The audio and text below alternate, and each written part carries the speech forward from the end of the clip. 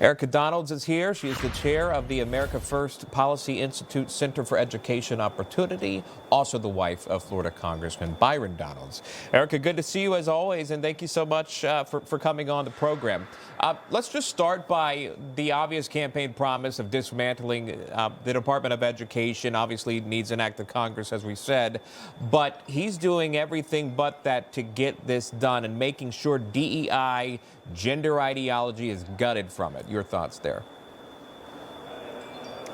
Well, our nation is in crisis when it comes to our academic performance. As just revealed by the nation's report card this year, only 3 in 10 children are reading proficiently. It's absolutely unacceptable, and it is a national security issue. So I'm very happy to see President Trump making good on his promise to get rid of the Department of Education and do anything that he possibly can to do so without congressional approval. Of course, working with Congress to try to make that happen permanently. We did see last week Linda McMahon cutting half of the staff at the Department of Education, and we know that there is redundancy, there is waste.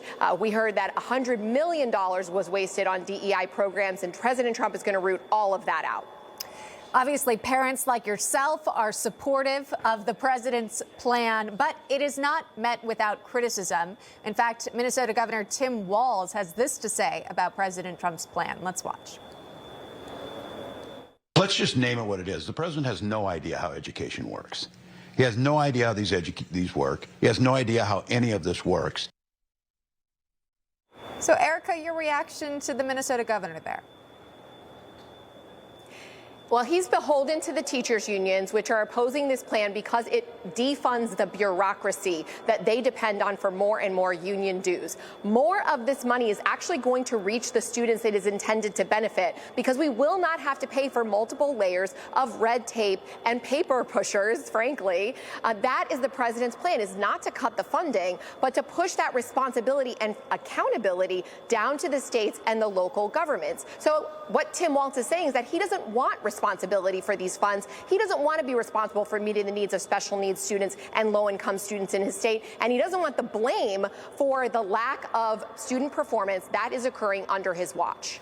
Yeah, and it depends on how you read this story online in terms of slashing the Department of Education. So it's important to note that Title I funding that's for low-income students, that stays.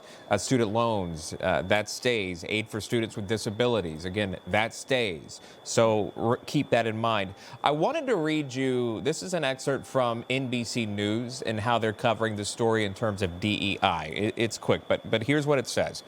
On NBC News covering the story. Diversity, equity, and inclusion, or DEI, is a widely used label applied to efforts to improve workplace culture and create more opportunities for disadvantaged groups, and they are not inherently discriminatory. Can you respond to that? Is that an accurate depiction of DEI, not inherently discriminatory? Unfortunately, it's not. And it may have been in the very beginning, over a decade ago when DEI came about. Even Republicans were supportive of a more diverse workplace, of perhaps corporations going to HBCUs to look for candidates equally as other types of colleges. We're all for that, giving equal opportunity. But what it has turned into is a requirement for equal outcomes, ratios, race-based hiring practices, affirmative action. Those are the things that absolutely are discriminatory, and we have seen it happen. We've seen the courts uphold where people have been discriminated against because of these policies.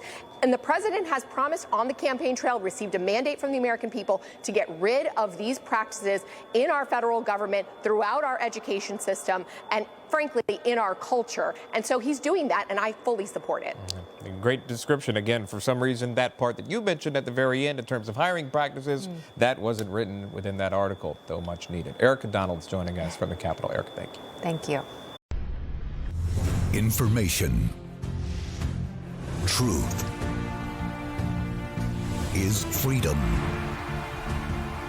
Is Newsmax. It's real news for real people.